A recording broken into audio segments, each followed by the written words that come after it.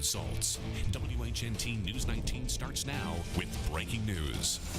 The allegations against and response from U.S. Senate candidate Roy Moore are developing rapidly tonight. This evening, another accuser has come forward. Today, an attorney for Moore also held a news conference denying all previous allegations, including a woman's earlier claim that Moore sexually assaulted her. We have also learned the state GOP is holding a meeting in the Birmingham area to discuss its response to the allegations. WHNT News 19's Chelsea Brenzel starting us off tonight live outside the building where that meeting is taking place tonight. Chelsea.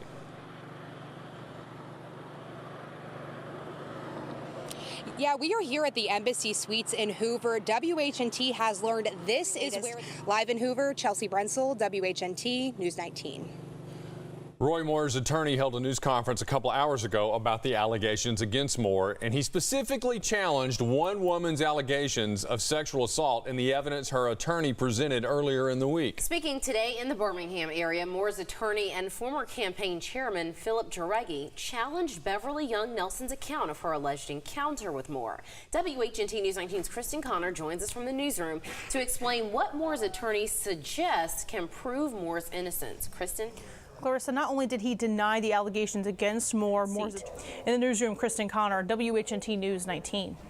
While Alabama Republican U.S. Senate candidate Roy Moore fights for his political life, Alabama's longest-serving senator made it clear today he is not supporting Moore. WHNT News 19's Brian Lawson with more. U.S. Senator Richard Shelby supported Luther Strange for the GOP nomination, whose name he'll write in. Brian Lawson, WHNT News 19. No matter who you plan to vote for, we're still a month out from the special election between Moore and Democrat Doug Jones. Election day, Tuesday, December 12th. Polls open at 7 in the morning. When you go vote, make sure you carry a valid form of state ID with you to the polls. We'll have full coverage of the results right here that night on WHNT, WHNT.com, and the WHNT News 19 app. First at 4.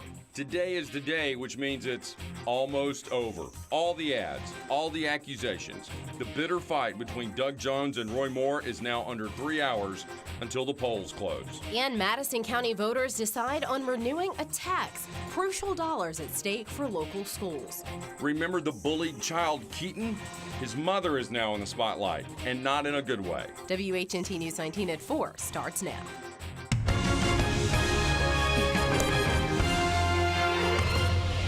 Good afternoon, everyone. Thanks for joining us. I'm Greg Screws. And I'm Clarissa McLean, filling in for Christine Killmeyer.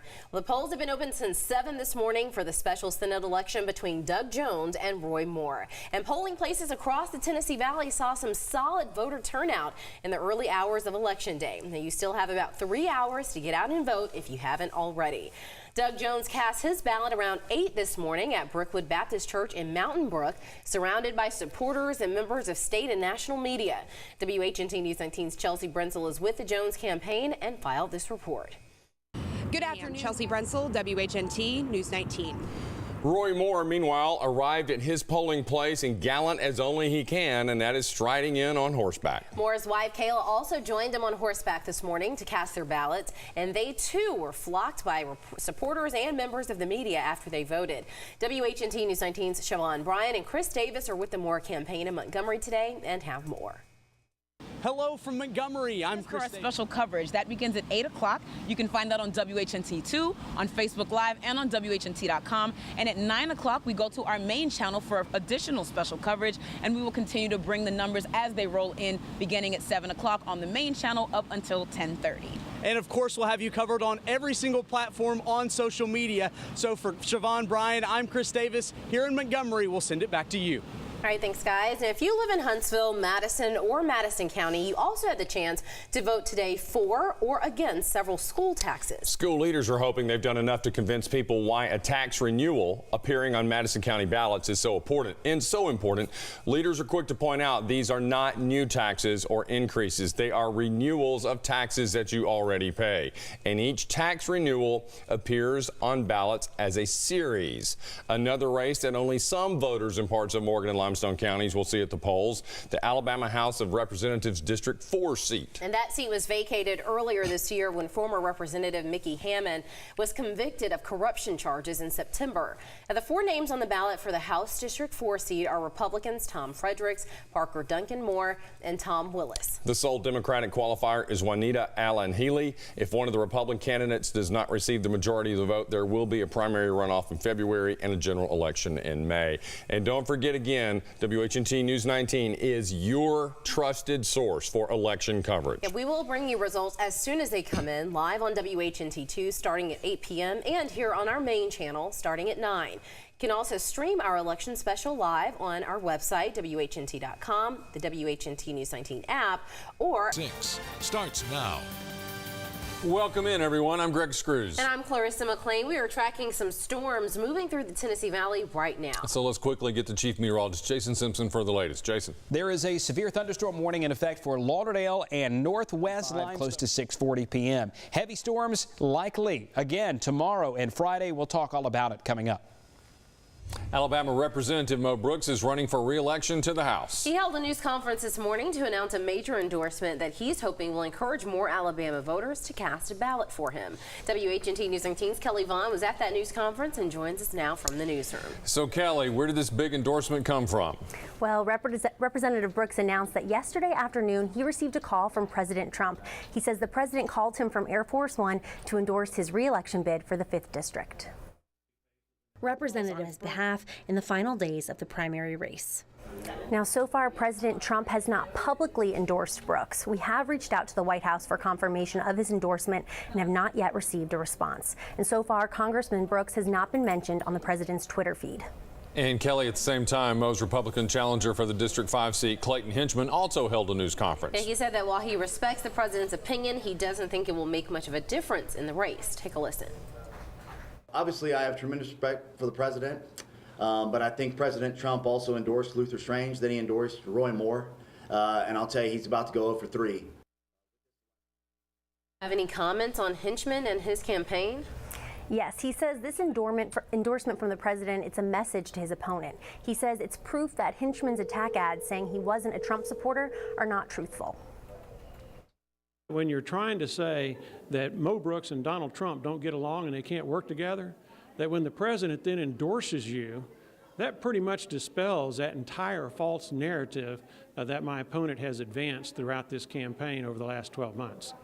Now, statewide primary elections are next Tuesday, June 5th. You can find more details and information on polling places on WHNT.com and our mobile app. We have a lot more information and sound from both candidates available for you to listen to on our website, WHNT.com, and our mobile app. Good evening, I'm Sarah Macaluso. Jabari Pruitt is on assignment, and there's a lot happening across West Alabama today. Priscilla Estrada will bring us a look at what city council members are expecting from tomorrow's annual legislative breakfast. Plus, meteorologist Peter Crank will take a look at the forecast for the week ahead, including some possible severe weather. But first, a crime spree this morning that went into 3 cities and involved 2 kidnappings and has law enforcement across Central and West Alabama on the hunt. More in tonight's top story. It began this morning at the Microtel in Tuscaloosa, where officials say 2 suspects, a man and a woman, kidnapped the night manager and robbed the business at around 7 a.m. From there, the couple made their way to a McDonald's in Hoover with the manager still in tow. They then attempted to rob a McDonald's employee, but she ran. The couple then dropped the manager off at a Vestavia Hills apartment complex before fleeing the scene. And after that, police responded to a home invasion in Vestavia where they discovered the homeowner missing. She was robbed of her car and kidnapped in front of her husband. Later, she was dropped off at Grandview Medical Center. This incident has left neighbors shaken. I don't know anything else I can do except depend on the police force. We have done everything we know to do. There's too much of this going on. The couple is still on the loose and considered armed and dangerous. The suspects are Blake Fitzgerald and Brittany Harper, both 31. Both are facing 1 count of first-degree kidnapping and theft of property. Fitzgerald also faces 1 count of burglary in the first degree. No bond has been set on these charges. The suspects may be seen driving a 2010 silver Ford Edge with the tag number 2720AG7. And if you have any knowledge or have seen the two suspects, you are asked to contact your local police or Vestavia Hills Police at 205-823-1153. Tuscaloosa legislators will get to hear the city's wish list in tomorrow's annual legislative breakfast. WVUA 23's Priscilla Estrada is standing by with more. Priscilla? Sarah, tomorrow Mayor Walt Maddox is expected to stress some top priorities the City Council has. The legislative breakfast urges the 9 members who represent portions of Tuscaloosa to support or oppose specific items of legislation. Some of the top priorities in the city's wish list are things like eliminating unfunded mandates from the state and ensuring the state's road departments fulfill its financial commitments. I spoke with District 7 Councilwoman Sonia McKinstry on the phone today over what she wants to hear. For me, I know one of the guidance and answer that I was looking for was regarding the minimum wage increases. That was one of the things that we definitely wanted to see guidance from the legislation support. The city's annual legislative breakfast is set for 7:30 tomorrow morning at the Tuscaloosa River Market. Live tonight, I'm Priscilla Estrada, WVUA 23 News. Thank you, Priscilla. The University of Alabama is taking steps towards promoting diversity on campus. WVUA 23's Tiana Jenkins has more. The group We Are Done has been demanding diversity on campus for a while and has now influenced the university to open up a diversity center. The Intercultural Diversity Center will open up tomorrow at 6 p.m. The center will be located on the first floor of the Riverside Community Center. It will be a place where students can come together of all nationalities and learn from each other. Members of We Are Done are excited about the opening. I think it's fantastic because it's going to allow a lot of really hard conversations about things like race, privilege, sexual assault to take place in a really safe and welcoming environment for all. Bennett also says that this center means something bigger for the university. It means that the university is committing to progress in a really positive way, and I appreciate the work that the students and the faculty and staff and administrators have been able to do and to come together in pursuit of this goal. We Are Done encourages everyone to stop by the center and see what it has to offer. The center is one of the many goals that the group has. It's been, months of a lot of hard work and negotiations, and I'm glad that we've all come to a place where we can agree on that this is a very important thing for our university and the community. For more information on the center, follow the We Are Done Facebook page at facebook.com/wearedoneua. For WVUA 23 News, I'm Tiana Jenkins. The center hours will be Monday through Friday from 11 a.m. until 10 p.m. On Saturdays, it will be open noon until 4, and Sunday, it will be open by request. And now let's get a first look at your forecast. WVUA 23's Peter Crank joins us now to do just that. Peter, how's it looking out there? Well, Sarah, we've had a great weekend, lots of warm conditions and a good amount of sunshine out there. And we're going to see that warm air continue into the day tomorrow. This afternoon, we hit 74 as the official high. It was 72 up in Birmingham and 75 in Dothan, or in Montgomery, 71 down in Dothan. So again, very warm conditions for us here in Alabama. And that'll continue into the day tomorrow. We are looking at a few more clouds moving into the area, and there are a few showers off to our north and west. We may see a few showers moving in during the morning hours tomorrow, but overall, we're just going to be dealing with warm air on the way for us. Sarah? In news around the state tonight, a single vehicle crash claimed the life of a Forkland man in the early hours of the morning. Carl Fitzgerald Johnson, 25, was killed when the 1979 Oldsmobile Cutlass he was driving left the roadway and struck a tree. Johnson was pronounced dead at the scene. The crash occurred on US 43 near the 107-mile marker. According to investigators, alcohol may have been a factor in the crash. Alabama state troopers are continuing to investigate.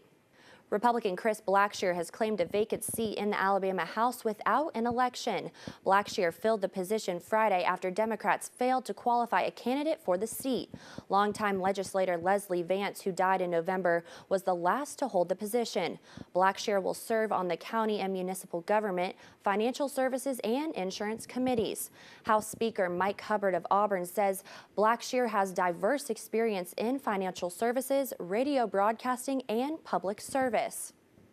And still to come on WVUA 23 News at 10, both the Democratic and Republican candidates are getting ready for the big Iowa caucus that kicks off tomorrow. We have the details. And we'll take back a look at this week in news across Tuscaloosa. You won't want to miss it. 8 people are behind bars tonight after an undercover prostitution sting. The investigation focused on men who solicit online prostitution along the Skyline corridor. All of the men contacted an undercover officer and met her at a local hotel after an ad was placed on internet sites that were consistent to other ads used for prostitution. And we're glad to be with you tonight. I'm Jabari Pruitt. We take a closer look at a bill in the legislature that could affect minimum wage across the state. Plus, a dangerous road in Tuscaloosa has some city leaders looking for ways to make it safer. And Peter Crank will tell us how low will the temperatures go. But first, 6 people are killed after 2 deadly car crashes in Ohio and Alabama. We begin tonight in Ohio. 5 people are killed after a crash on Interstate 75 this morning. Police in Dayton says the driver of the sedan was traveling the wrong way down the highway before it slammed into an SUV carrying 4 people. All 5 died at the scene. Now, alcohol is believed to be the cause. The crash is under investigation. In Alabama, the investigation continues after an early morning crash that left 1 person dead. Police say the driver was also going the wrong way on Interstate 459 South near Exit 6 in Bessemer before colliding with another car. The driver is in stable condition at UAB Hospital. And Rice Mine Road has proven to be a dangerous and deadly road in Tuscaloosa. WVUA 23's Taylor Mooney shows us what city leaders could be doing to make it safer. Jabari, Rice Mine Loop Road was the scene of a 3-car accident on January 28th, killing 15-year-old Ariel Backstrom and seriously injuring the driver, 16-year-old Brianna Hike. Since that accident, I have had some constituents to contact me who travel that road frequently and made suggestions to how we might take a look at that stretch of road to see if we can make it any safer. Engineers have been in the area and given cost estimates. District 3 Tuscaloosa City Councilwoman Cynthia Allman says that the city could spend up to $500,000 for the projects to be completed. It could include pylons to divide lanes going east and west. Adding additional shoulder to the road could also be another option the city could take. Well, anytime you have something like that happen, it certainly makes you take pause and want to, if there's any corrective action to take, and I'm not saying that there is, but if there is, then certainly take that as quickly as possible. So I expect that we'll be talking about this in the next week or 2. As part of the Transforming Tuscaloosa legislation, the city of Tuscaloosa will invest $200 million over a 25-year period. Rice Mine Road receiving $4 million worth of improvements. The driver in the wreck, 16-year-old Brianna Hike, has since been released from UAB Hospital. In the newsroom, I'm Taylor Mooney, WVUA 23 News. All right, switching gears here. Peter Crank is in with a first look at that forecast. And Peter, it's cold outside. It is. We're sitting at 36 the past hour here in Tuscaloosa. We dropped to 35 after 10 o'clock.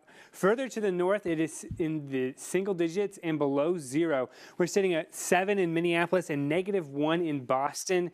The good news is we're not going to be seeing that colder air moving into the area. We're going to see some warmer air moving in from Texas as we go over the next couple of days. 56 for our high temperature tomorrow, but we do see increasing cloud cover ahead of a rain chance that will arrive on President's Day. All of the details on that in weather. All right, Peter, thank you. Well, Justice Antonin Scalia, the longest-serving Supreme Court justice, has died. Officials say he died in his sleep during a hunting trip in Texas. In a statement, Chief Justice John Roberts says the High Court is saddened by the news. He says Scalia's passing is a great loss to the court and the nation. He'll be remembered in many ways, certainly as this larger-than-life figure, larger-than-bench figure, someone who embraced both the law and a life beyond the court.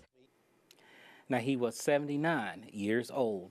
And Alabama education officials are looking into legal issues that placed requirements on an Illinois school system to allow transgender students equal access to a girls' locker room.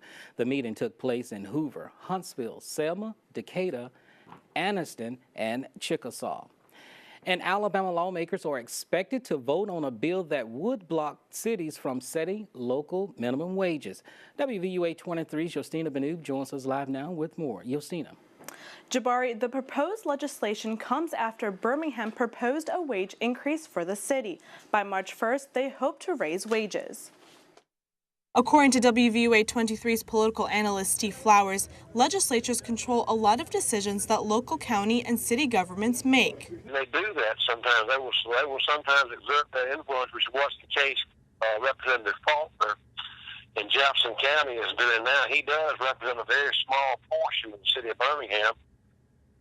The city of Birmingham should be able to raise the minimum wage and set the salaries for their employees any way they want to. It's their city. They were elected to run the city. The legislators were elected really to run the state government. Birmingham City Council voted in August to establish an hourly minimum wage of $8.50 by July 2016 and $10.10 by July 2017. Republican State Representative David Faulkner of Mountain Brook filed a bill that would mandate uniform minimum wages in Alabama and void local wage ordinances. Currently, Alabama has no state minimum wage and uses the federal one of $7.25 an hour. Advocates for low-income workers say local governments are better suited to handle local wage regulations. Proponents of the bill have said higher wages mean higher costs for employers and consumers and reduce job opportunities for low-wage workers. Democrat Representative Dario Melton from Selma says current minimum wages keep workers in poverty. That's a perennial issue that comes up forever. My entire lifetime, the Democrats want to raise the minimum wage. Republicans want to keep it lower because Republicans' argument is that it's business owners' decision how much they can pay their employees. Flowers says he doesn't expect the bill to go past the floor. I don't think it will finally be passed because Democratic members of the House and Senate of Jefferson County will filibuster and tie the whole session up. But that happens quite often because of these particular local issues. In February, members and supporters of the Tuscaloosa 1010 minimum wage coalition rallied outside of City Hall to protest high minimum wages.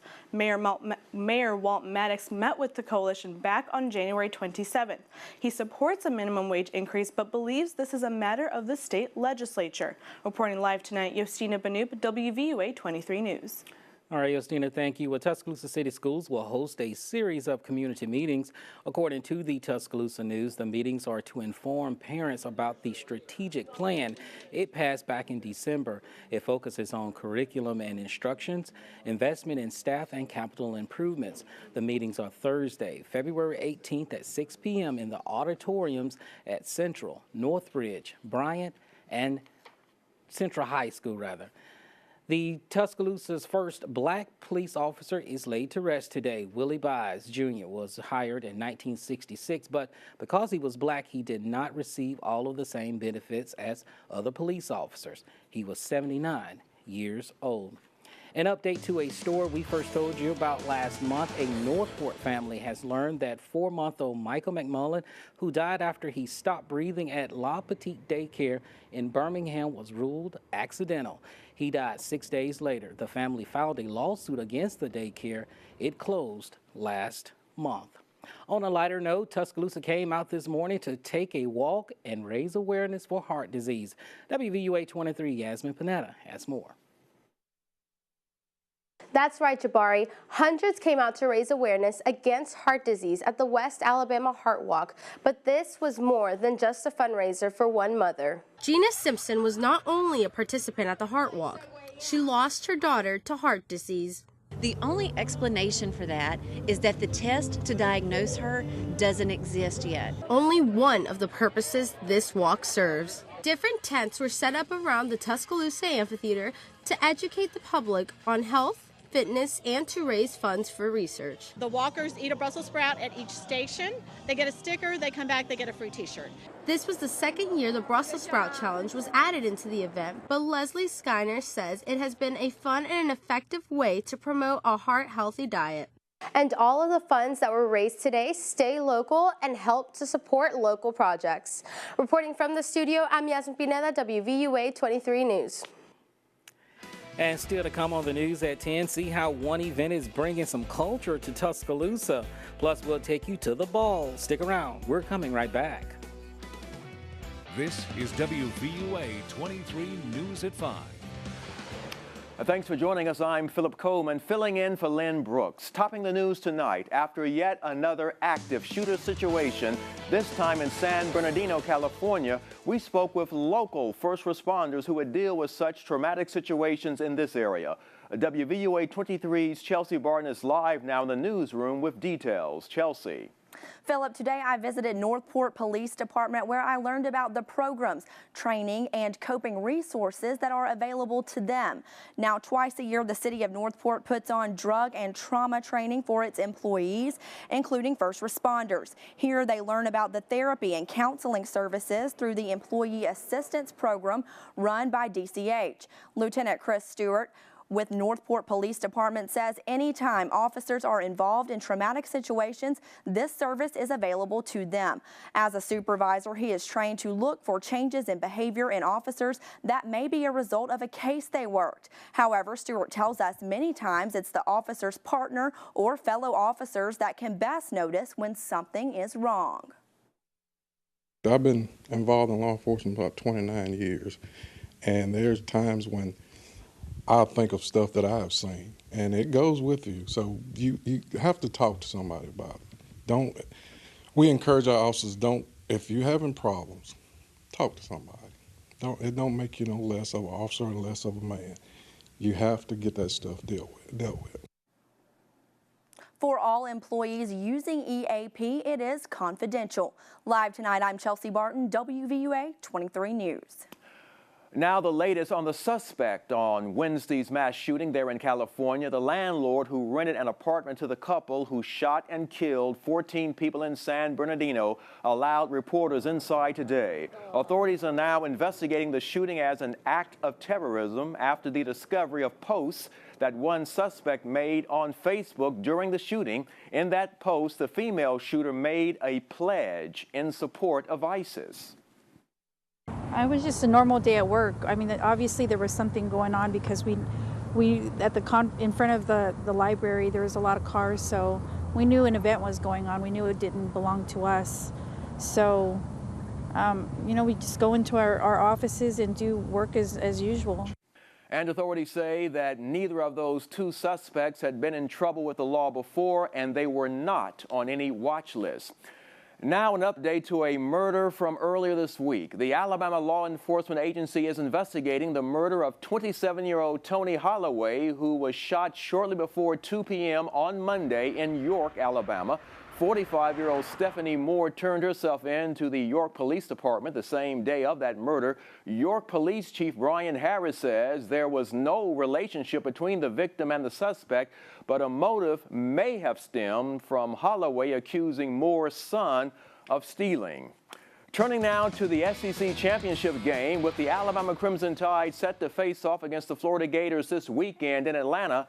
WVUA 23's Jen Chapman caught up with two former SEC champions who have an interesting analysis on one current Tide player. Philip, a win for Alabama tomorrow most likely means the Tide are locked in for the college football playoffs. But how about Derrick Henry and his campaign for Heisman? We spoke with the people at SEC Nation, and today they said he is almost a lock too, especially if he has a big game tomorrow. Derrick Henry is as much of a runaway winner right now as we've had in the modern era of the Heisman. That doesn't mean he's going to win by that margin, but going into this final weekend, Derrick Henry is out in front in all of the projections that I could put together. And I've been projecting the Heisman since 2009 correctly. Really, last week showed his heart to me. You know, week 13, regular season, 12th game, and you're going to get 46 carries and literally carry the football team. It was amazing. It was an unbelievable performance. So I think last week is when I realized he was special. His ability to get back up and be the same player in the next play, to carry the ball 46 times against your arch rival, that's crazy to be able to have the stamina. And talking to Coach Cochran the week after they played Texas A&M, and that Tuesday after practice, he went in there and squatted 500 pounds. People just don't do that. And I think it's his work ethic and his ability to get right back up and go just as hard the next play that makes him special. Now, Greg McElroy also added that this year's Tide team reminds him of the 2009 team that he was a part of. And who else does it remind him of? The Tide's only Heisman winner, Mark Ingram, and how big of a game that was for him as well. So a lot going on here tomorrow for Tide fans. Reporting from the SEC Fanfare, Jen Chapman, WVUA 23 News. All right, thanks, Jen. And switching gears now to weather, let's get a first look at the forecast for that big game in Atlanta on tomorrow. For that, we turn to Chief Meteorologist Richard Scott. Richard. Hey, Philip, good news. The weather's going to be great for game day tomorrow over in Atlanta. Temperatures likely in those upper 50s outside the dome. Obviously, inside the dome, it's going to be nice and warm for the game. Here locally back at home, Tuscaloosa, 50 degrees, 44 now. Coleman.